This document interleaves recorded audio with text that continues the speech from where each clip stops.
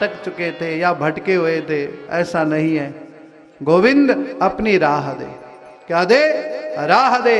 हम तेरे राह को, तेरे मार्ग को कभी भूल न पाए, है नहीं? राह दे, राह दे। जैसे हम लोग कह रहे हाथ खड़े करो, क्या करवाते हैं? एक मैया पूछ रही थी, गुरुजी हाथ खड़े करने जरूरी है क्या? बिना हाथ खड़े करे हुए काम नहीं चलता है। आप हम सब जब हाथ खड़े करते हैं, उसका भाव ये है कि हे गोविंद, इस भावरूपी संसार से में आप हमें डूबने मत देना। हमारा हाथ, शरीर मत पकड़ना, शरीर कोई भी नहीं पकड़ता है, हाथ ही बोलते ना, मेरा हाथ थाम लिया, मेरा हाथ पकड़ लेना, मुझे डूबने मत देना गोविंद, है नहीं? यह भाव है। भगवान के भजन में ताली बजाते हैं, कह रहे भगवान के भजन में ताली न बजाएं तो भगवान मिलेगा नहीं। प्रभु प्रेमियों, यह भगवान की बात का समर्थन है। क्या है? जो आप कह रहे हैं वो सत्य है, और उसी मार्ग पर चल करके हम अपना जीवन यापन करेंगे। यह सत्य है। भगवान की बातों का हम क्या है? समर्थन करते हैं। और जो लोग भक्ति में नाच जाते हैं वो क्या करते हैं? समर्पण करते हैं। क्या करते हैं? समर्पण करते हैं। क्या अब हम तुम्हारे हैं प्रभु जी, तुम हमारे हो और हम तुम्हारे ही रहेंगे, ओ मेरे प्रियतम। नहीं, नृत्य का अर्थ है समर्पण हो जाना महाराज, अपनी मैं को मार देना। समझ रहे हैं आप? अपनी मैं को मार देना, यह भाव है नृत्य का। इसके पश्चात भगवान के जब 16 विवाह संपन्न हो गए तो एक दिन रुक्मिणी जी को थोड़ा गुस्सा आ गया, क्रोध आ गया। थोड़ा माताओं का स्वभाव होता है, कई बार बात पति न माने। भागवत कथा कह रही थी, मैं नहीं कह रहा हूं, क्षमा करना माताओं, आप नहीं होंगी तो यह कथा सुनने कौन आएगा फिर। लेकिन ये थोड़ा स्वभाव है। एक दिन रुक्मिणी जब क्रोध में आई, आवेश में आई, है नहीं, जब माँ घर में प्रेम से भोजन परोसती है, प्रेम से अन्न खिलाती है, आह साक्षात लक्ष्मी का। जय अम्बे गौरी मैया, जय श्यामा गौरी, जय काली खप्पर वाली। जब वैसी बन जाती है तो तब भागना पड़ता है महाराज, तो है नहीं। आज रुक्मिणी थोड़ा आवेश में आ गई, क्रोध में आई होगा। ठाकुर जी ने कोई बात नहीं मानी होगी। ठाकुर जी बाद में जाकर रुक्मिणी, भागवत जी में लिखा है, तस्मिन् अंतर्गृहे भ्राजमाना मुकुटाननाम विराजिते वितातेन दीपैर्मणिमयैरपि। हे रुक्मिणी जी, तुम आज ऐसी लग रहे हो जैसे दीपक की लौ जब जलती है ना। ये देखो भगवान का भाव देखिए, व्यंग्य देखिए। दीपक की लौ जब जलती है तो तुम जब दिख रही हो तो लौ दिख रही हो, और उसके बाद जब लौ के ऊपर थोड़ा और लौ लग जाती है तो जो काली बन जाती है ना, क्या बोलते हैं उसको? क्या है?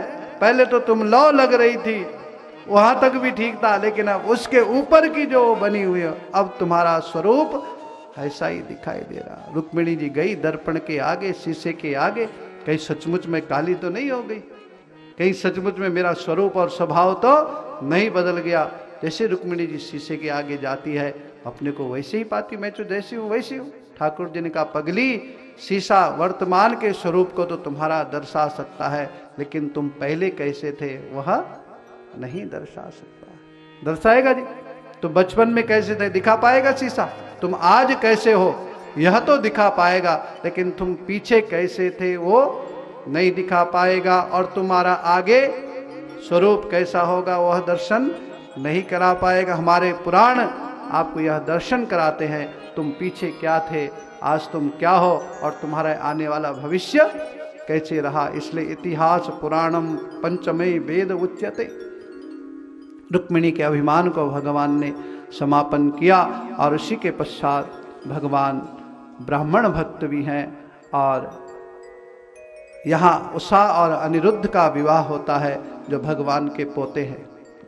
प्रद्युम्न जी के साथ संबरासुर की कथा आदि है जो भगवान के पुत्र है, और योग माया के साथ उनका विवाह होता है। उनके द्वारा एक पुत्र की प्राप्ति होती है जिसका नाम अनिरुद्ध होता है, और अनिरुद्ध का विवाह उषा जी के साथ होता है। बाणासुर नाम का एक दैत्य है जिसकी एक कन्या उषा है, और इसको वरदान है, जिस दिन तेरे रथ की ध्वजा गिर जाएगी उस दिन तेरी मृत्यु निश्चित है। भगवान कृष्ण के द्वारा इसका मर्दन होता है, उषा और अनिरुद्ध का ब्याह होता है। इसी के साथ भगवान का 56 करोड़ यदुवंश बन जाता है। एक एक रानी के गर्भ से 10-10 बच्चे होते हैं महाराज। क्या है? एक एक रानी 56 करोड़ यदुवंश। आप देखिए जरा यादवों की लीला। एक एक रानी के गर्भ से 10-10 बच्चे होते हैं। और हमारा दूसरा हो जाए तो हमें टेंशन हो जाती है कलयुग में, है नहीं? इतनी भी टेंशन मत किया करो, सारा ठेका तुमने ही नहीं ले रखा है, कुछ उस भगवान पर भी तो छोड़ दो। संयमित और नियमित जीवन। पहले जो ऋषि लोग थे हमारे, वो अपने जीवन को कैसे, आज एकादशी है, आज दशमी है, आज पंचमी है, आज सप्तमी है, नहीं। हमारे यहाँ तो जब ऋतु प्रवेश भी होती है, जब गर्भाधान संस्कार होता है, उसकी भी 7 तिथि निश्चित की गई है। आप इस दिन गर्भ धारण करोगे तो बेटा होगी, इस दिन गर्भ धारण करोगे तो आपकी बेटी होगी, निश्चित है। संयमित और नियमित जो जीवन यापन करता है, उनके औलादें भी संयमित और नियमित होती है। हमें पता ही नहीं है यार। हम लोग अपने आप को छोटे बनाते चले जा रहे हैं। भागवत कथा यह नहीं कि आप वंश का इतना विस्तार करो, 56 करोड़ यदुवंश मत करो, लेकिन दो हम दो और हमारे दो तो होने ही चाहिए। अब कहते हैं हम दो और हमारा क्या है, एक। बोलो गोविंद भगवान की। ऐसे से फिर देश घटता चले जाएगा, बढ़ेगा कैसे? भारत की रक्षा कौन करेगा? और तुम्हारा जो एक है वो तुम्हारी ही रक्षा करेगा, तो देश के लिए भी तो कुछ चाहिए कि नहीं? इसलिए अपने प्रभु से वरदान करो कि हमारी 2 संतति हो, एक राष्ट्र के काम आए और एक हमारे क्या है, काम आए। ऐसी प्रभु से प्रार्थना करो। 56 करोड़ यदुवंश हो गया, एक एक रानी के गर्भ से 10-10 बच्चे हो गए। भगवान का दाम्पत्य जीवन बहुत मंगलमय चलने लगा, आनंद के साथ चलने लगा। जब भगवान ऐश्वर्य संपन्न हो गए, आज भगवान ने ब्राह्मण को बुलाया। पहले हमारे बाबा दादा पड़बाबा सब ऐसे ही करते थे। जब कोई खुशी का मौका होता था, पहले ब्राह्मणों को बुलाते थे, घर में भोजन प्रसादी दक्षिणा सहित ब्राह्मणों को क्या थे, विदा करते थे। और उसके बाद सब सगे संबंध रिश्तेदार जन सब भोजन प्रसादी पाते थे महाराज। धीरे धीरे ये प्रथाएं भी लुप्त होती चली गई, लेकिन मेरे कृष्ण के परम सखा है, बचपन के मित्र है, जिनका नाम है सुदाम देव महाराज। कृष्ण राजा ही नहीं है, कृष्ण यादव ही नहीं है, कृष्ण क्या है, सुदामा जी के परम सखा है। लोग कहते हैं भगवान उनके हैं जो धनाढ्य लोग हैं, नहीं, जो धनपति है, कुबेर है, जो उनके क्या है, भगवान है। अरे भगवान कुबेरों को बाद में मिले, पहले सुदामा जी को मिले। कृष्ण स्यासी सखा कश्चित ब्रह्मणो ब्रह्मवित्तमः विरक्त इंद्रियार्थेषु प्रशांतात्मा जितेन्द्रियः। भगवान कैसे हैं, शांत है। शांताकारं भुजगशयनं करते हैं ना आप लोग स्तुति, कैसे है भगवान, शांत है। और हम लोग भी एक स्तुति कहते हैं, शांताकारं दंडव शयनम। अपने बच्चों को हम एक स्तुति पढ़ा देना, काकचेष्टा वको ध्यानम स्वान निद्रा तथैव च, है नहीं? ठीक है कि नहीं? कैसी बच्चों की चेष्टाएं कैसी होनी चाहिए? काकचेष्टा बको ध्यानम स्वान निद्रा तथैव च अल्पहारी ग्रह त्यागी विद्यार्थी पंच लक्षणम। विद्यार्थियों के 5 लक्षण हैं जी, जो पढ़ने वाले बच्चे हैं। कौवे की जैसी चेष्टा हो, जो मिल जाए जितना मिल जाए उसमें ही संतुष्ट रहे। पेट भर करके जाओगे तो पढ़ाई में नींद आएगी स्कूल में जाकर। बको ध्यानम, बगुले के जैसे क्या है, ध्यान होना चाहिए। कल कोई मैया, पता नहीं कथा के बाद पर हमारे गोवर्धन आपका ये लाला भी बना था ना, हाँ, तो एक मैया बोल रही थी, गुरुजी हमने उसको बोला थोड़े खड़े हो जाओ और नाच जाओ, लेकिन वो लाला कहता सब कुछ करूंगा पर नाचूंगा नहीं। बोलो गोविंद भगवान की। बाल हट है जी, तुम मुझसे, कृष्ण तो मैं बन गया, नारायण तो मैं बन गया, गिरिराज का धरण का मैं क्या बन गया, डंडे वाला, तो नाचूंगा नहीं मैं। क्यों? हर व्यक्ति का अपना कोई ना कोई स्वभाव अलग होता ही है महाराज। अब आपके कहने पे वो बन गया लाला हमारा, ये भाव है। तो इसलिए जो बाल्य विद्यार्थी कलयुग में काकचेष्टा वको ध्यानम स्वान निद्रा, नींद कैसी होनी चाहिए? जो बच्चों की नींद स्वान, कुत्ते की बस थोड़ा शब्द हुआ नहीं कि वो जगह नहीं। यहाँ तो भैया उठना खड़ा, गाड़ी छूट जाएगी, बस छूट जाएगी, जल्दी करना, धक्का मार मार कर। सुबह जब हम भी आते हैं देखते बच्चे ऐसे दौड़ते रहते बेचारे, ऐसे दौड़ते। बोलो गोविंद भगवान की। अगर लिफ्ट ऊपर नहीं आती तो फिर सीढ़ियों से ही भाग भाग करके सब क्या है जाना पड़ता है। इसलिए निद्रा कैसी होनी चाहिए? स्वान निद्रा तथैव च अल्पहारी। भोजन कैसा होना चाहिए? अल्प होना चाहिए। पढ़ाई के समय नींद न आए।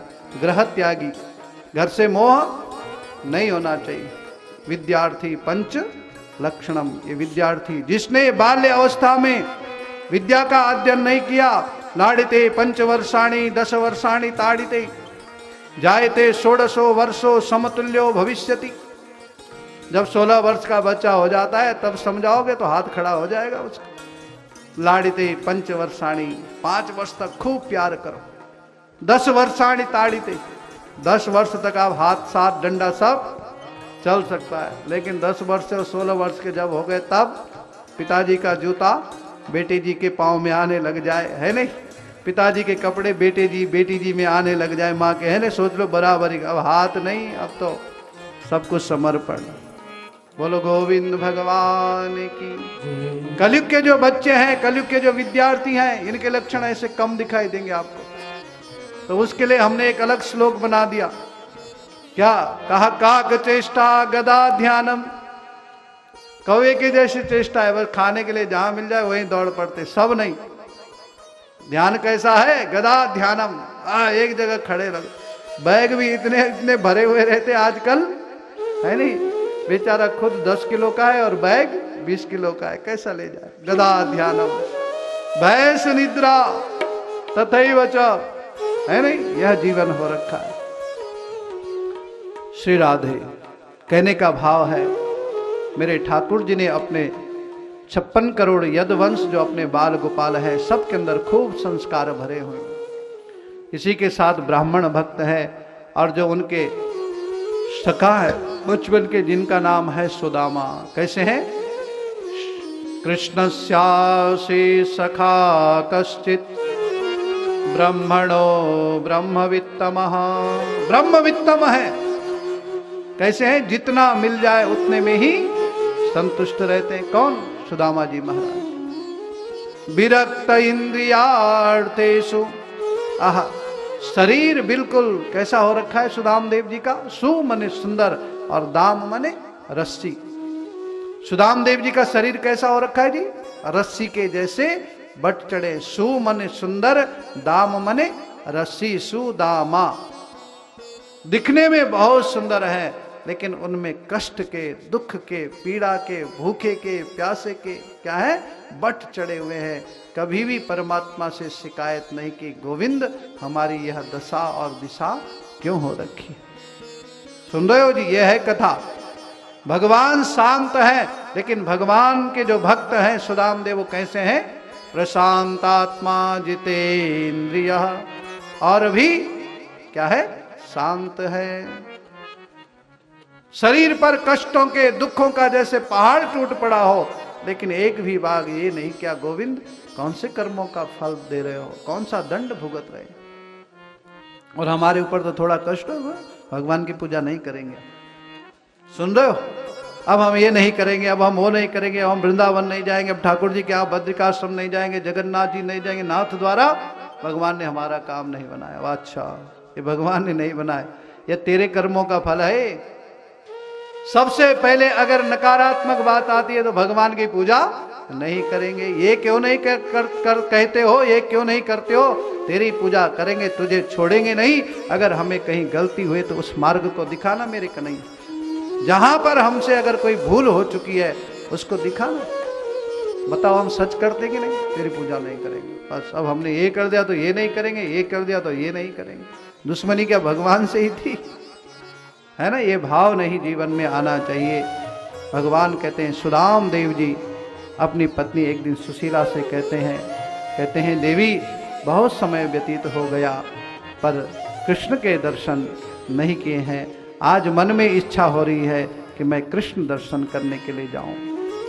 सुशीला जी ने कहा, जाओ ना प्रभु, आप कहते हो कि आपके बचपन के सखा हैं, तो जा क्यों नहीं रहे हैं। सुदाम देव जी तैयार हुए हैं भगवान कृष्ण से मिलने के लिए, द्वारिका में जाने के लिए, लेकिन जाएं कैसे। सुशीला जी से कहा, हे सुशीले, सुना है जब भगवान के द्वार जाना होता है तो खाली नहीं जाना चाहिए। जब बेटी के पास जाना है, पिताजी को, माँ को, कहते बेटी के घर भी खाली नहीं जाना है। और जब गुरु घर जाना है नहीं, जब ब्राह्मण के घर जाना है, गुरु के घर जाना है, वहां भी खाली नहीं जाना चाहिए। पत्र पुष्प जो भी आपकी श्रद्धा बने उसे लेकर के अवश्य जाना चाहिए। चल पड़े हैं सुदाम देव जी। सुशीला से कहा, प्रिय भगवान के पास जा रहा हूं, कैसे खाऊंगा। पत्नी कैसी है, सुशीला, सु मने सुंदर और शील मने आचरण, जिसका आचरण बहुत सुंदर। घर में खाने के लिए अन्न नहीं है। बच्चे आज 4 दिन हो गए और 4 दिन से एकादशी मना रहे हैं। क्या मना रहे हैं, एकादशी मना रहे हैं। घर में एक अन्न का दाना नहीं।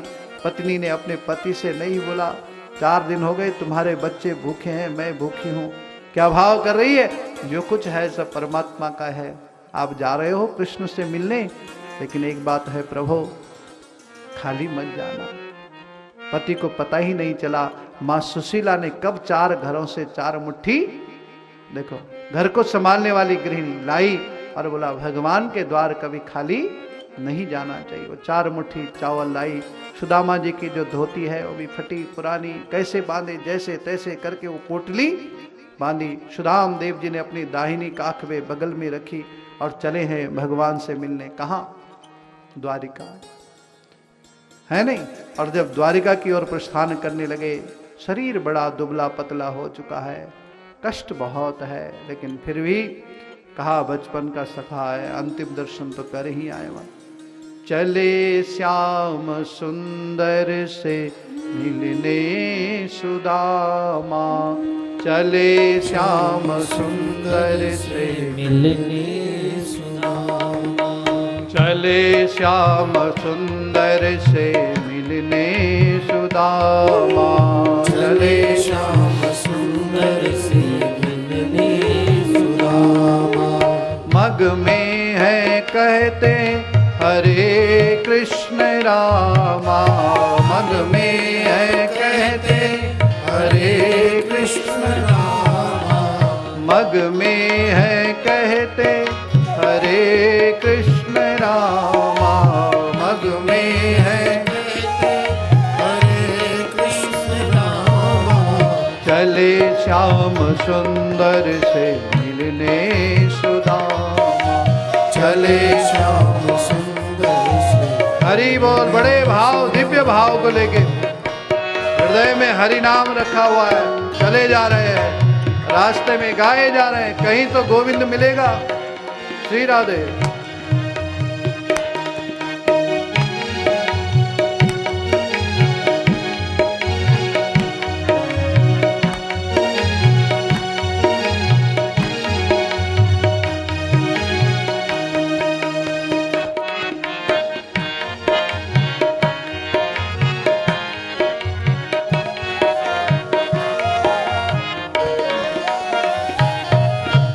हरे कृष्ण रामा, हरे कृष्ण रामा, हरे कृष्ण रामा, हरे कृष्ण रामा, हरे कृष्ण रामा, हरे कृष्ण रामा, हरे कृष्ण रामा, हरे कृष्ण रामा। चले श्याम सुंदर से मिलने सुदामा, चले श्याम सुंदर से मिलने सुदामा, चले श्याम सुंदर से मिलने सुदामा, चले श्याम सुंदर से मिलने सुदामा। रास्ते में मग में जब चल रहे हैं तो हरे कृष्ण रामा, जब भी आप कोई शुभ कार्य जीवन में करो तो सबसे पहले प्रभु को प्रणाम करो, सबसे पहले मेरे गोविंद को प्रणाम करो। घर से चले आपने भगवान को प्रणाम नहीं किया, आपने अपने माता पिता को प्रणाम नहीं किया, नहीं, जिस पर आप भरोसा करते चरण छू करके जाएंगे, आशीष मिलेगा, कुछ न कुछ कृपा होगी। रास्ते में चले, आते ही बिल्ली ने रास्ता काट दिया, है नहीं? ओहो, अब तो काम बनने वाला नहीं है। क्यों जी? क्योंकि बिल्ली ने रास्ता काट दिया। बिल्ली पर भरोसा है पर माँ बाप पर भरोसा नहीं है, बिल्ली पर भरोसा है पर भगवान पर भरोसा नहीं। अरे जब घर से चले थे तो भगवान को वंदन करके चलते, बिल्ली रास्ता ही नहीं काटती। घर से जब चले थे माता पिता के चरण छू करके जाते, उनसे आशीष लेकर के जाते, तो बिल्ली रास्ता काटती नहीं। बिल्ली पर भरोसा पर माता पिता पर भरोसा नहीं हो रहा है। कैसे कैसे कलयुग का प्रभाव है हमारा। सुदाम देव जी चले हैं, भगवान को वंदन कर रहे हैं। भगवान को पता है मेरा भक्त जो सुदामा है इसके पांव लड़खड़ा रहे हैं, वृद्ध शरीर हो चुका है, चल नहीं पाएगा। एक पीपल के वृक्ष के नीचे बैठे सुदाम देव को भगवान ने निद्रा लगा दी, गुड़ा का लगा दे, गुड़ा कैसे देव निद्रा में चले गए।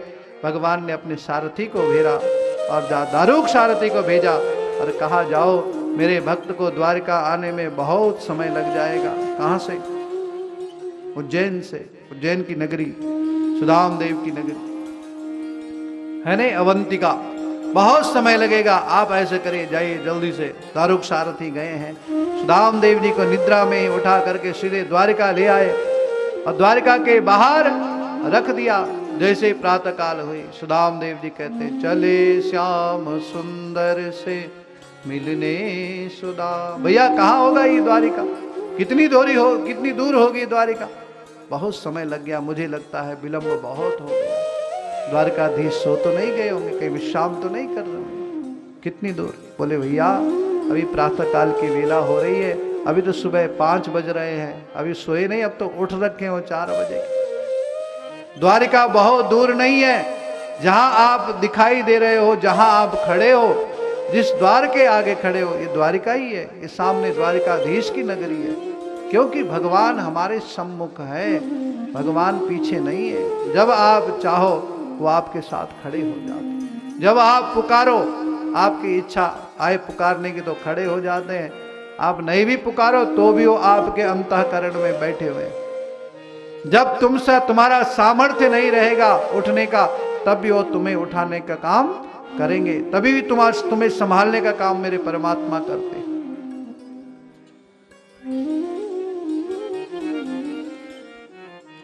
ये बताइए द्वारकाधीश कब मिलते होंगे?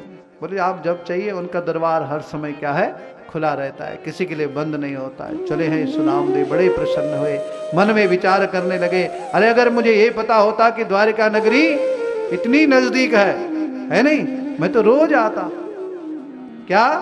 अगर मुझे ये पता होता कि द्वारिका नगरी इतनी नजदीक है तो मैं रोज आता। जैसे कई लोग, जब हम कल यहाँ से उतर रहे थे, बोले महाराज जी हम कथा सुनने आए, बहुत आनंद आया हमने तो आज हम 6ठे दिन आए, कल भी हम जरूर आएंगे। मैंने कहा कल जरूर आना, क्योंकि परसों से कथा नहीं होगी। कहते हैं जो 6 दिन नहीं सुन पाता है, अगर वो 7वें दिन भगवान की कथा सुनता है तो 7वें दिन का फल उसको पूर्ण प्राप्त होता है। ये लोग कहेंगे महाराज हम तो 7 दिन से मेहनत कर रहे, तो सब बेकार नहीं गई है? फिर हम भी 7वें दिन आते हो, फिर कथा सुनते हो, चलते घर। अरे पगलों, 7 दिन की प्रतीक्षा वो करता है जिस पर भगवान, जिसका भरोसा भगवान पर नहीं होता है। वो 7वें दिन की परीक्षा, तब जाएंगे ना, 7वें दिन निपट जाएगा, तब तक प्रसाद खाने के लिए, है नहीं? जो भगवान से प्रेम करता है वो तो 7 महीने पहले से तैयारी करता है। जैसे हमारे भक्तजन लगे हुए थे, 3-4 महीने पहले से ही जो है, पहले तो 8-10 वर्ष पहले हमारा संकल्प जगा होगा कि हम भी भागवत कथा करें, लेकिन वो इस स्थिति अवस्था नहीं बन पाती है। जब गोविंद की कृपा होती है तो पता ही नहीं चलता। आपको पता चला कैसे व्यतीत हुए 7 दिन? पता ही नहीं चला। आप अपने बेटे का ब्याह करवाते हो, कितनी तैयारी करते हो, 20 वर्ष पहले से क्या है तैयारी में लग जाते हैं, और एक दिन में ही 24 घंटे में वो सारी तैयारी क्या हो जाती है? परिपूर्ण हो जाती है। कन्यादान, वरदान, वधु गृह प्रवेश सब हो जाता है महाराज। लेकिन ये तो 7 दिन की कथा है, 7 दिन की व्यवस्था है नहीं? और सुबह से लेकर के सुबह 8 बजे आप लोग यहाँ आ जाते हैं, 11 बजे तक पूजन होता है नहीं? उसके बाद फिर 2:30 बजे फिर यहाँ आ जाते हैं, 7 बजे तक क्या है कार्यक्रम चलता रहता है। तो जीवन कैसे चला पता ही नहीं है, भगवान की कृपा है। सुदाम देव जी द्वार पर प्रवेश करे हैं और कहा अगर ये पता होता कि ये द्वारिका नगरी इतनी नज़दीक है, मैं तो हर घड़ी और हर क्षण यहीं आता रहता। मान हम कहते हैं भगवान बहुत दूर है, हमारी पहुंच से बहुत क्या है परे है। पगलो तुम्हारे ही अंदर वो परमात्मा है। जिस दिन तुम्हारा विश्वास जागृत हो जाएगा उस दिन वो शंकर तुम्हारे से ही प्रकट हो जाएगा। जब तक तुम्हारी श्रद्धा मरी हुई है, जब तक तुम्हारी श्रद्धा जागृत नहीं है, तब तक विश्वास प्रकट होने वाले, विश्वास माने शंकर भगवान। और जब तक शंकर नहीं प्रकट होंगे, उसको प्रकट होने के लिए क्या कारण चाहिए? श्रद्धा। और श्रद्धा कौन है? पार्वती। ब्याह हो जाएगा जीवन में, शिवः करो तो कल्याणम, कल्याण हो जाएगा। सुदाम देव जी द्वार पर खड़े हैं, जैसे अंदर प्रवेश करने लगे द्वारपाल ने रोक दिया। कहाँ जा रहे हो? कहा मुझे कृष्ण से मिलना है। अच्छा, सकल अकल भी देखी अपनी कृष्ण से मिलने की। ये जो तुम्हारा स्वरूप है, इस स्वरूप को लेकर के क्या भगवान ठाकुर जी से मिलने, द्वारिका नाथ से मिलने जाओगे? कहा भगवान द्वारिका नाथ के सकल अकल देख करके मिलते हैं? क्या भगवान वेशभूषा से मिलते हैं या भगवान स्वभाव से मिलते हैं? आप जाकर के उनसे एक बार कह दीजिए आपका बचपन का सखा सुदामा आया हुआ है, कृष्ण ना आए तो कहना वाला। द्वारपाल गया है, सुदामदेव ब्राह्मण की बात सुनी है और जैसे ही अंदर से बात यह पहुंची, भगवान अपने सिंहासन पर बैठे हुए हैं, सारी रानियां भगवान की स्तुति कर रही हैं, वंदन कर रही है, सेवा में लगी हुई हैं। जैसे ही द्वारपाल गया, महाराज जय श्री राधे, जय श्री कृष्ण। बाहर एक ब्राह्मण आए हैं, अजातक ब्राह्मण। ऐसे पंडित जी मैंने आज तक देखे नहीं है। कैसे? तो वो द्वारपाल जो है सुदाम देव जी का वर्णन कर रहे हैं। शीश पगान झगातन में प्रभु जानी को आय बसे के ही ग्रामा। और क्या है? धोती फटी सिद्ध दुपटी अरूपाह उपा नहीं की नहीं श्यामा। दुर्बल को वसुधा चकिदा वसुधा विरामा। पूछत दीन दयाल को धाम बतावत आपन नाम सुदामा। धोती फटी सिलटी दुपटी अरूपाह उपा नहीं की नहीं श्यामा। कैसे हैं मेरे सुदामदेव ब्राह्मण अजातक? वस्त्र का कोई महत्व नहीं है, फटी पुरानी गुदड़ी है महाराज। धोती से जगह जगह छेद हो रखे हैं, स्वच्छ और पवित्र है, बस यह बात है, फटी हुई है, पुरानी है महाराज। और कहा प्रभु एक सुंदर बात उनकी और है, जो मिल जाए उसमें ही संतुष्ट रहते हैं, जितना मिल जाए उसमें ही क्या है संतोष रखते हैं श्री राधे। और इसी के साथ है अजातक ब्राह्मण हैं, जितना मिल जाए उतने में ही क्या है संतोष रखते हैं, है उतने में ही क्या है प्रसन्नता रखते हैं। कैसे कल्याण होगा? सुदामदेव का प्रसंग सुना द्वारिका नाथ ने, जहां 16,108 रानियों के बीच में बैठे हुए थे।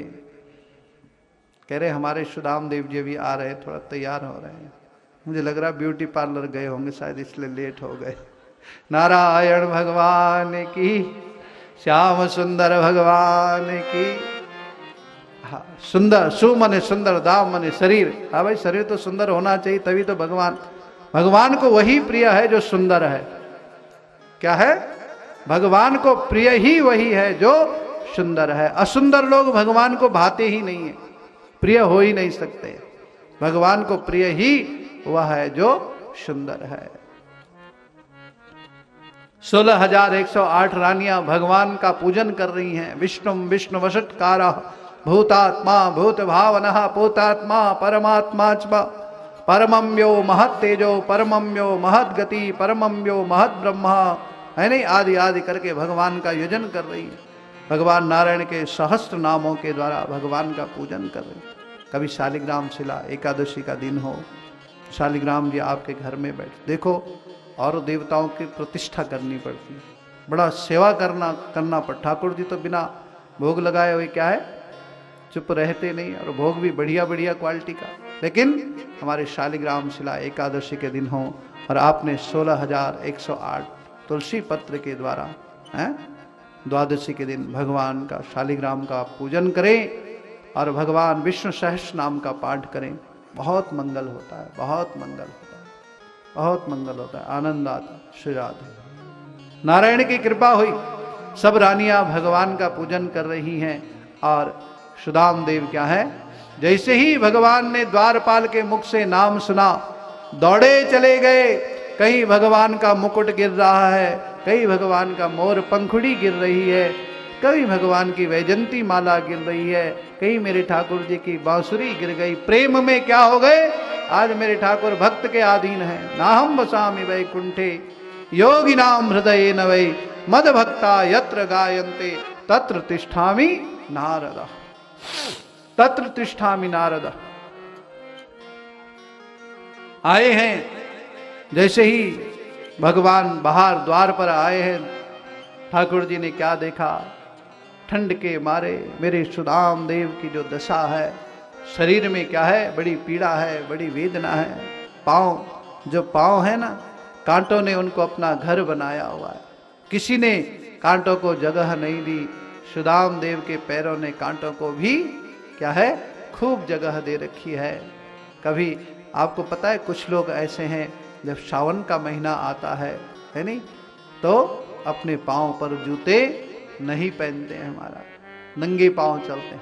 जब कार्तिक का महीना आता है नहीं, और जब लोग सुबह प्रभात फेरी करते हैं, 4 बजे कार्तिक महात्म का स्नान करते हैं, प्रभात फेरी करते हैं, ओम नमो भगवते वासुदेवाय इस महामंत्र का जाप करते हैं। वह लोग भी बहुत सारे ऐसे हैं जो भगवान पर विश्वास, वो चरण पादुका नहीं पहनते। शास्त्र में लिखा है, यानी कानी चपा पानी जन्मांतर कृतानि च तानि सर्वाणि नश्यन्ति प्रदक्षिणांच पदे पदे।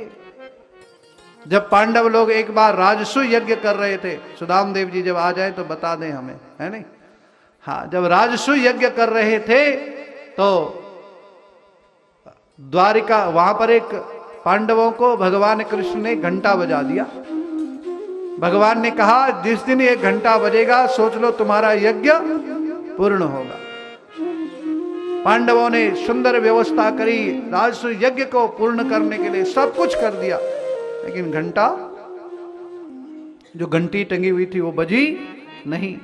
अंततो गत्वा भगवान फिर कृष्ण के पास गए और भगवान कृष्ण ने कहा, प्रभु ये घंटा कब बजेगा, अब तो थक गए, हार चुके हम, आप जाकर के बताइए तो सही बजेगा कब। बोले, सामने एक महात्मा जी बैठे हुए हैं, अभी तक तुमने कई दिनों से पर्वत पर तपस्या कर रहे हैं, आपने उनको भोजन नहीं कराया है, उनको बुलाइए अपने घर, ब्रह्म भोजन कराइए महात्मा जी को, और वो प्रसादी पा करके क्या है, प्रसन्न हो जाएंगे, तुम्हारा घंटा बज जाएगा। देखो उपाय बता दिए भगवान नारायण ने। ब्राह्मण को बुलाने युधिष्ठिर जी गए हैं, सादर पूर्वक बुलाने के लिए ब्राह्मण देवता को प्रणाम किया। ब्राह्मण देवता ने कहा, महाराज मैं उस घर में भोजन करता हूँ जिन्होंने 108 अश्वमेघ यज्ञ पूरे करे हों, मैं उस घर में भोजन पाने के लिए जाता हूँ। धर्मराज युधिष्ठिर वापस आ गए, बोले महाराज मेरे तो एक ही यज्ञ अभी पूर्ण नहीं हुआ, आप कह रहे हो जहाँ 108 अश्वमेघ यज्ञ पूर्ण होंगे तब मैं उस घर भोजन प्रसादी पाने जाता हूँ, अपना तो अभी एक भी पूरा नहीं हुआ। वापस आ गए गर्दन लटका करके। द्रौपदी जी ने कहा, महात्मा जी नहीं आए भोजन पाने के लिए? बोले महारानी क्या बताऊं। उन्होंने कहा 108 अश्वमेघ यज्ञ जिन्होंने किए हों तो हमारा तो अभी एक ही पूरा नहीं हुआ, कैसे आते बेचारा, उनका अपना संकल्प है। बोले आप चिंता मत करें, मैं जाती हूँ। देखो कृष्ण भक्ता है ना। द्रौपदी जी गई हैं, ब्राह्मण देवता को, महाराज जी को प्रणाम किया, फिर वही बात कि आप हमारे घर भोजन प्रसादी पाने चलिए। ब्राह्मण देवता ने निवेदन किया, देवी मैं उस घर में भोजन करने जाता हूँ, कल तुम्हारे पतिदेव आए हुए तो थे, उनको भी मैंने यही बात करी, तो आज क्या तुम कोई नया संदेश लेकर के आए हो? एक रात में हो 108 अश्वमेध यज्ञ पूर्ण हो गए। द्रौपदी जी ने कहा प्रभो आप संतों के मुख से ही मैंने सुना है, आप ब्राह्मणों के ही मुख से मैंने सुना है कि जो भगवान के मंदिर में जाता है और जितने पग चल करके जाता है उतने उसे अश्वमेध यज्ञ का फल प्राप्त होता है। जो भागवत कथा में जाता है, जितने पग पैदल चल करके जाता है उतना उसको अश्वमेध यज्ञ का फल। आप लोग कितने चले होंगे 7 दिनों में, देखिए जरा क्या होता है, प्राप्त होता है। जो गुरु के घर में जाता है और पैदल चल करके जाता है उसको अश्वमेध यज्ञ का फल प्राप्त होता है। तो मैं तो, आप संत हैं, आप महात्मा है, आप महापुरुष है, आप 108 की बात कर रहे हैं, मैं तो 1008 पग चल करके आपके द्वार आई हूं, मेरी प्रार्थना स्वीकार करिए। अब तो महाराज जी ने एक बार भी मना नहीं किया। महाराज सुन रहे हो, जे तीर्थानि प्रचरन्ति श्रीकाहस्ता निखंगिणः ते खागुं सहस्रयो जनेव धन्वा नितन्मसी यानि कानि च पापानि। जितना पग चल करके आप भगवान के द्वार जाते हो आपके पुण्यों की वृद्धि होती है। जितना पग आप गुरु के घर जाते हो सारे कष्टों का क्या है, हरण होता है। और भगवान, गुरु भगवान नहीं, गुरु आपको भगवान से मिलाता है। कई लोग सोचते हैं गुरु ही भगवान है, नहीं नहीं। जैसा वेदांते अपार्टमेंट में जो पहले आ चुका है, हम अगर उसके साथ चलेंगे तो यहाँ पहुँचने में भटकेंगे, अटकेंगे नहीं। ठीक है कि नहीं? क्योंकि पहले यहाँ कोई आया हुआ है, उसके साथ चलेंगे तो वो हमें सीधे यहाँ पहुँचा देंगे। ठीक बात है जी कि नहीं? अब जो यहाँ कभी आया ही नहीं और पहली बार आ रहा है, तो कई बार गूगल बाबा भी क्या कर देते हैं, आजकल लोग गूगल पर बहुत भरोसा कर रहे हैं, शास्त्रों पे नहीं कर रहे। कई बार गूगल बाबा भी आपको आगे वाले गेट की जगह पीछे वाले गेट पे एंट्री करवा देते हैं। इधर आना था तो उधर घुमा देते हैं। गूगल भी आपको 100% सही नहीं बता सकता है। उसका जो यंत्र है वो भी तो किसी के कहीं से कहीं फिट है ना। ठीक है कि नहीं? हमारे परमात्मा के साथ अपने यंत्र, षड्यंत्र मत करिए, बस यंत्र को जोड़ते रहिए। मंत्रों के द्वारा आपको रास्ते, महाजनो एन गतः सपंथा, जिस पथ पर महाराज जी लोग जाते हैं, जिस पथ पर श्रेष्ठ जन जाते हैं, नहीं, जिस पथ पर महात्मा चलते हैं, आप उसी पथ पर चलिए। आपको पथ बनाने की जरूरत नहीं है, आपको रास्ते बनाने की जरूरत कि नहीं है, क्योंकि रास्ता महाराज जी लोगों ने क्या है, बना दिया है। ब्राह्मण देवता आए, माँ द्रौपदी के कहने पर भोजन प्रसादी पाई और फिर भी घंटा न बजा। आगे जी सुदामदेव, श्री राधे बोलो नारायण भगवान की। घंटा फिर भी नहीं बजा।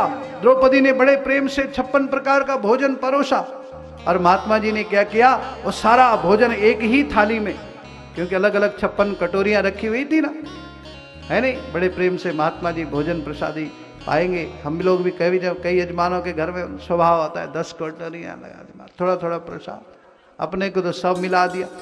द्रौपदी ने कहा, कह रहा था 1008 अश्वमेध यज्ञ का फल लूंगा, क्वालिटी देखिए जरा, डिग्री देखिए, सब मिला करके चौपट कर दिया, खिचड़ी बना दी मेरे खाने की। इतनी मेहनत से, इतने प्रेम से, इतने आदर से मैंने बनाया और महात्मा जी ने 1 मिनट में सारी चौपटाया, नमो नमः खिचड़ी बना दी। तो बोल देते ना खिचड़ी बनाती, 2 मिनट में बन जाती। महात्मा जी ने कहा इसीलिए तो घंटा नहीं बजा। क्या है, घंटी नहीं बजी। बोले क्यों? अभिमान आ गया, इतने प्रेम से मैंने भोजन बनाया और सारे खिचड़ी मिला दी, खाने की अक्ल नहीं है महात्मा को।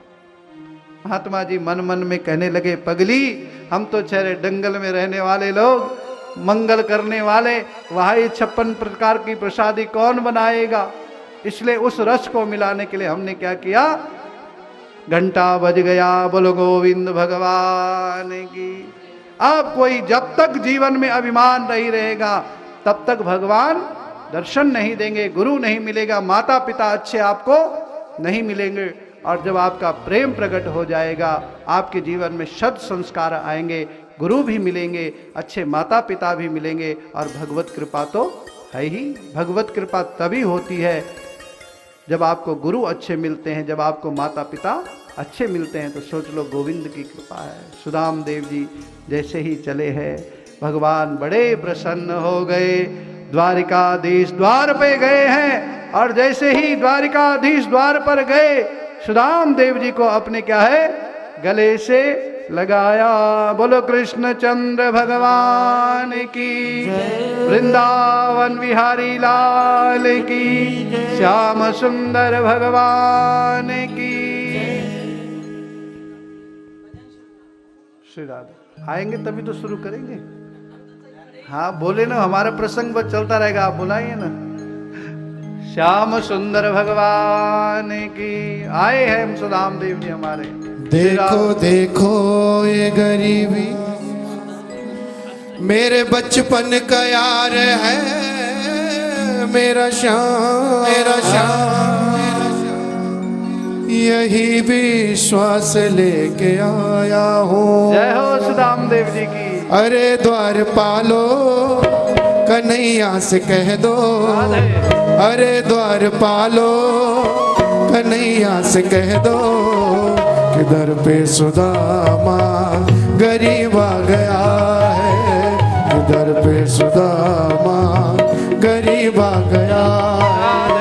भटकते भटकते न जाने कहाँ से, भटकते भटकते न जाने कहाँ से, तुम्हारे महल के करीब आ गया है, तुम्हारे महल के करीब।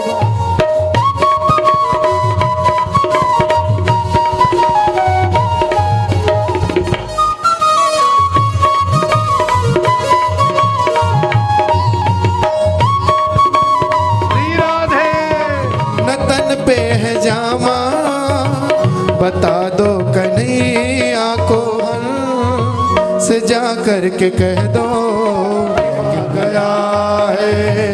अरे द्वार पालो कन्हैया से कह दो, अरे द्वार पालो कन्हैया से कह दो, किधर पे सुदामा गरीब आ गया है, किधर पे सुदामा गरीब आ गया है।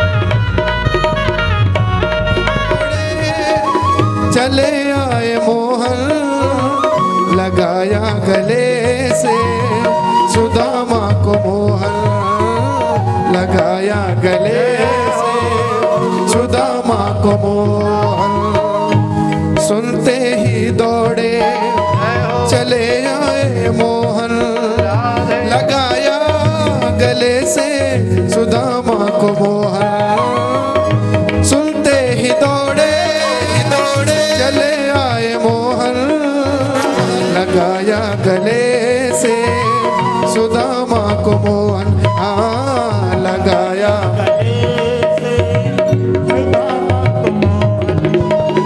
हुआ रुक्मणी को बहुत ही अचंबा, हुआ रुक्मणी को बहुत ही अचंबा, ये मेहमान कैसा अजीब आ गया है, ये मेहमान कैसा अजीब आ गया है।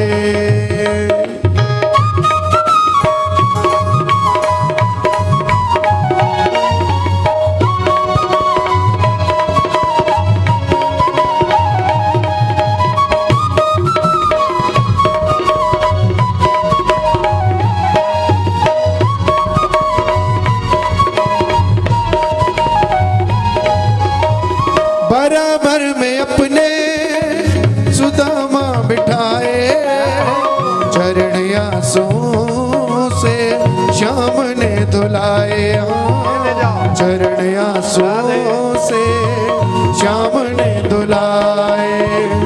बराबर में अपने सुदामा बैठाए, चरण आंसुओं से श्याम ने धुलाए। बराबर में अपने सुदामा बिठाए, चरण आंसुओं से श्याम ने धुलाए। चरण आंसुओं श्याम ने धुलाए। न घबराओ प्यारे जरा तुम सुदामा, न घबराओ प्यारे जरा तुम सुदामा। खुशी का समा तेरे करीब आ गया है, खुशी का समा तेरे करीब आ गया है। अरे द्वार पालो कन्हैया से कह दो, अरे द्वार पालो कन्हैया से कह दो। इधर पे सुदामा गरीब आ गया है, इधर पे सुदामा गरीब आ गया है, इधर पे सुदामा गरीब आ गया है, गरीब आ गया है, गरीब आ गया है, गरीब आ गया है। कृष्ण कन्हैया लाल की, सुदाम देव जी महाराज की चरणों को पखारा और जो कांटे पांव पे लगे हुए थे उनको अपने मुख से स्वयं निकालने लगे। कहने लगे भैया भाभी जी ने कुछ भेजा नहीं तो तंदुर की जो पोटली सुदामा जी ने छुपाई हुई थी उसको एक मुट्ठी चावल खाई, एक लोक का राज्य दे दिया। दूसरी मुट्ठी चावल खाई, दूसरे लोक का राज्य दे दिया। स्वयं भी श्री राधे, जय जय श्री राधे। बस बस अब अभी बांट देंगे। आराम से नीचे चले जाओ किसी को, बाकी सब लोग बैठ जाएं। ये चावल बोले कृष्ण चंद्र भगवान की, सुदाम देव जी महाराज की। जो लोग भगवान ठाकुर जी का पूजन बाद में होगा, अभी आप लोग बैठे रहें, खड़े नहीं, खड़े ना उठे, बैठ जाएं। आप लोग बैठे रहें, वहीं आप जहां बैठे हैं आपके पास आएंगे। श्री राधे।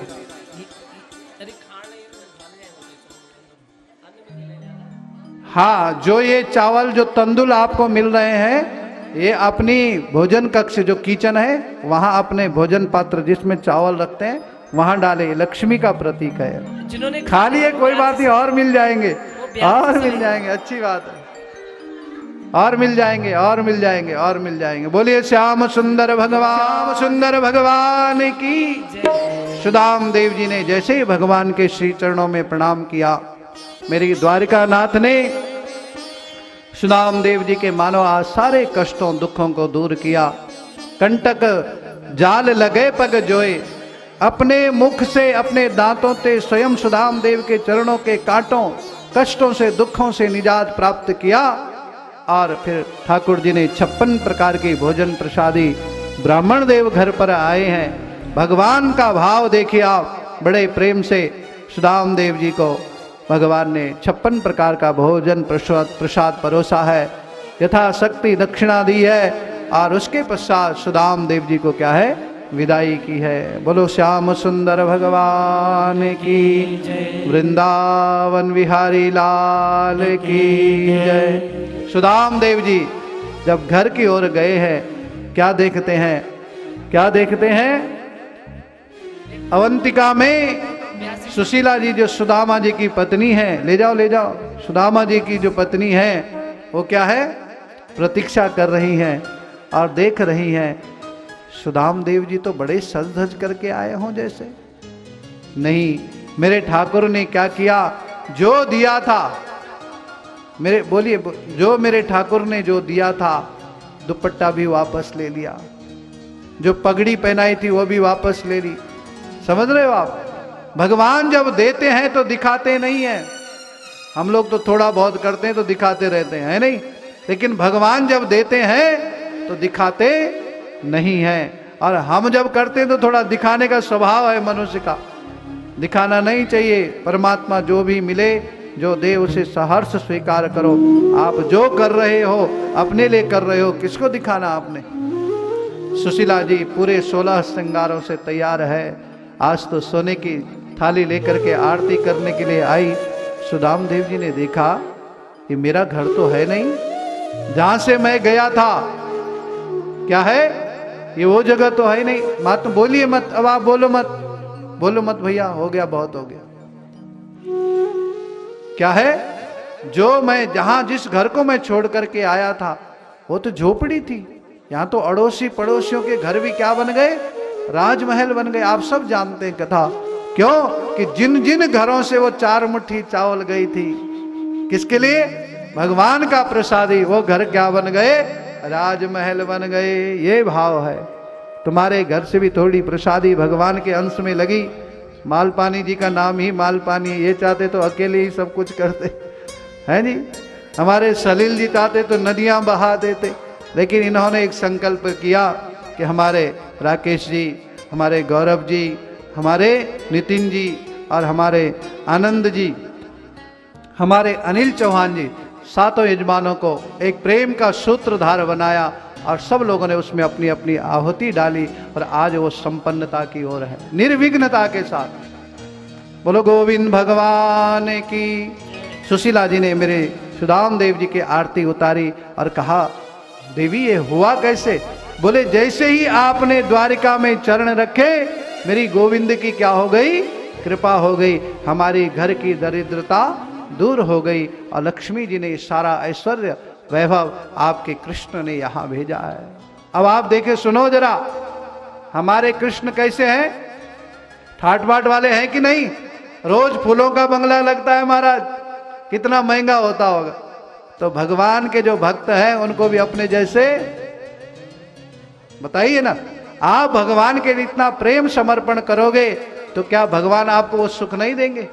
जिन्होंने भी जिस भाव से भी यहाँ अपनी आहुति प्रदान करी है, 1 रुपया, 10 रुपया, 100 रुपया, 1000 रुपया, करोड़ रुपया, जो भी आप लोगों ने यहाँ इस यज्ञ में अपना प्रसाद दिया होगा, भगवान आपको समग्र ऐश्वर्य देगा, उससे अनंत गुना आपको रिटर्न परमात्मा वापस करते हैं। भगवान कभी किसी के धन को अपने पास रखते नहीं है। मेरे कहने का भाव है, हमारे कृष्ण बड़े प्रेम में रहते हैं, बड़े ठाट बाट में रहते हैं, बड़े आनंद में रहते हैं, बड़े वैभव में रहते हैं, संपन्नता में रहते हैं। इसलिए जो कृष्ण भक्त है उन पे भी संपन्नता आ जाती है। लेकिन भगवान को भूल जाओगे तो दरिद्रता कब आ जाएगी पता नहीं चलेगा। बोलो कृष्ण चंद्र भगवान की। सांब आदि पुत्रों के द्वारा भगवान ने पूरे यदुकुल का संहार कराया और यादवों का नाश कराया। यहाँ 11वें स्कंद को विश्राम दिया गया और 12वें स्कंद में सुखदेव भगवान की विदाई होती है। राजा परीक्षित शुकताल में बैठे हुए हैं। श्री राधे कहाँ बैठे हुए हैं, शुकताल में बैठे हुए हैं। भगवान कृष्ण ने अपने हाथों से ही अपने पूरे यदुवंशों का क्या करवाया, नाश करवाया। सांब आदि पुत्रों ने अपने पेट में, उदर में कपड़े रख दिए, लड़का होगा या लड़की होगी।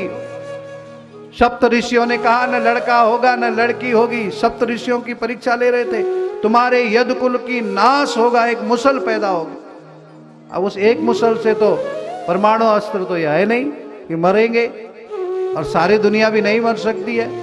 इसलिए कहा, भगवान कृष्ण के पास गए, क्या करें महाराज। भगवान ने कहा इसको यमुना के किनारे पत्थर पे रगड़ दो। सारे जो मुसल थी यमुना के किनारे रगड़ी, सब पूरे घिस गई। एक अंकुर मात्र बचा, उसको यमुना जी में फेंक दिया। एक मछली ने निगला, जरा नाम के व्याधि ने उस मछली को अपने घर लाया और उसके गर्भ से वो बाण निकाला, अपने बाण के आगे लगा दिया। भगवान से प्रार्थना करने के लिए स्वर्ग के सारे लोग नहीं, पृथ्वी के लोग गए हैं और देवता लोग आकाश से पुष्प वृष्टि कर रहे हैं। प्रभु अब द्वारिका में समय आपका पूर्ण हुआ है, आप आ जाइए अपने परम धाम को। भगवान परम धाम जाने लगे तो पद्मासन में बैठ गए। भगवान के चरण चिन्ह जरा नाम के व्याधि ने देखे, बड़े प्रेम मृग जैसे भगवान के चरण लग रहे थे और उस पर बाण भेदा। जरा का अर्थ है बुढ़ापा, जब बुढ़ापा आता है भैया तो रोग ही लगते हैं। क्या लगते हैं? बीमारी ही लगती है। इसलिए अंते जामति सागति, बुढ़ापा बिगड़ना नहीं चाहिए। बुढ़ापा बिगड़ गया तो अगला लोग बिगड़ जाएगा। इसलिए यात्रा बहुत सुखद होनी चाहिए, अंतिम यात्रा। और अंतिम यात्रा उनकी ही सुखद होती है जो भगवान से जुड़े हुए लोग होते हैं। कभी उस ईश्वर को मत भूलिएगा। अंते जामति सागति, गति मने चलना। हम मरते नहीं है और रिटर्न हमें पुनः यहीं वापस आना है। कई लोग सोच रहे हैं कि हम यहाँ से चले जाएंगे फिर वापस नहीं आते, ये हमारी भूल है। जैसे आप लोग यहाँ विवांते अपार्टमेंट में बैठ करके हरि कथा श्रवण करके सत्संग हॉल में बैठे हुए, कितने दिन के लिए? 7 दिन के लिए, क्योंकि कथा का विधान है। कितने घंटे? 3.5-4 घंटे आप बैठते हैं। फिर आप वापस कहाँ जाते हो? यहीं तो नहीं रहते हो ना, रात को हॉल में तो नहीं रहते हो। अपने घर जहाँ से आए हैं वहीं वापस जाते हैं। यही रिसाइकलमेंट क्या है? प्रकृति है। जैसा आपने बोया है वो उसी में समाहित हो जाता है, फिर हम वहीं वापस जाते हैं। जो आपने बोया है यहाँ, वही कर्मों का फल हम सबको क्या है? प्राप्त होता है। राजा परीक्षित को पता है अब सर्प आना है, काल आना है, तक्षक बन करके आएगा और काल किसी को भी नहीं छोड़ता है। सुंदर रास्ता बनाया, उसमें पुष्प बिखेरे। क्या है? पुष्पों के ऊपर इत्र बिखेरा। काल तक्षक बन करके पुष्प के अंदर आया है और राजा परीक्षित का उसने दंश किया है। परीक्षित की मृत्यु हुई, मरा शरीर है लेकिन आत्मा क्या है? अजर अमर है। जिस तक्षक ने परीक्षित जी को डसा वह तक्षक स्वयं भी क्या है? मूर्छित हो गए। भक्त को डसने के लिए काल पर भी थोड़ा प्रभाव पड़ता है। काल भी भगवान के भक्त को नहीं डस सकता, जैसे वो भी थोड़ी देर के लिए क्या हो गए हो? मूर्छित हो गए हो। राजा परीक्षित की आत्मा निकली और ठाकुर जी के श्री अंग में क्या है? विराजमान हो गई। बोलो सुखदेव जी महाराज की, परीक्षित जी महाराज की। यहाँ पर दत्तात्रेय के 24 गुरुओं की कथा आती है। उन्होंने एक वैश्या को भी अपना गुरु बनाया है। कबूतर, काम रूपी कबूतर को अपना गुरु बनाया है। चंद्रमा को अपना गुरु बनाया है। एक वैश्या को अपना गुरु बनाया है। समझ रहे हैं आप? वो अनेक पुरुषों के संग में रहते हुए भी क्या है? हमेशा जैसे वैश्या पवित्र ही मानती है अपने आप को। भगवान कहते हैं संसार के संग में रहते हुए आप अपने आप को परमात्मा से हमेशा जोड़ कर रखो। ये वैश्या से शिक्षा ली। जल को उन्होंने अपना गुरु बनाया है, उससे शिक्षा ली। कबूतर को गुरु बनाया है, उससे शिक्षा ली है। 24 घंटे अनेक बार भोग करता है लेकिन फिर भी क्या है? अपने नियम को नहीं छोड़ता। गुरु अनेक हो, कोई फर्क नहीं पड़ता है, लेकिन आपका मार्ग क्या होना चाहिए? परमात्मा का द्वार। आपका मार्ग होना चाहिए भगवान के द्वारा हमारा कल्याण कैसे हो। कैसे कई लोग कहते हैं ये गुरु भी अच्छा नहीं, वो गुरु भी अच्छा नहीं। बना लो अनेक गुरु। गुरु जीवन में वैसे एक ही होता है। गुरु मंत्र से एक बार ही व्यक्ति क्या है? दीक्षित होता है। गुरु बार बार नहीं बनाए जाते हैं। आजकल तो गुरुजी लोगों की भी दुकानदारी खुली, जो अच्छा लगा वही गुरु बन गया, है नहीं? गुरु जीवन में एक ही बार होता है, वो बदले नहीं जाते। जो आपको भगवान से जोड़ दे, जो आपको परमात्मा से जोड़ दे, जो ईश्वर से जोड़ दे, है नहीं? तो दत्तात्रेय के 24 गुरुओं की कथा आती है। पुनः एक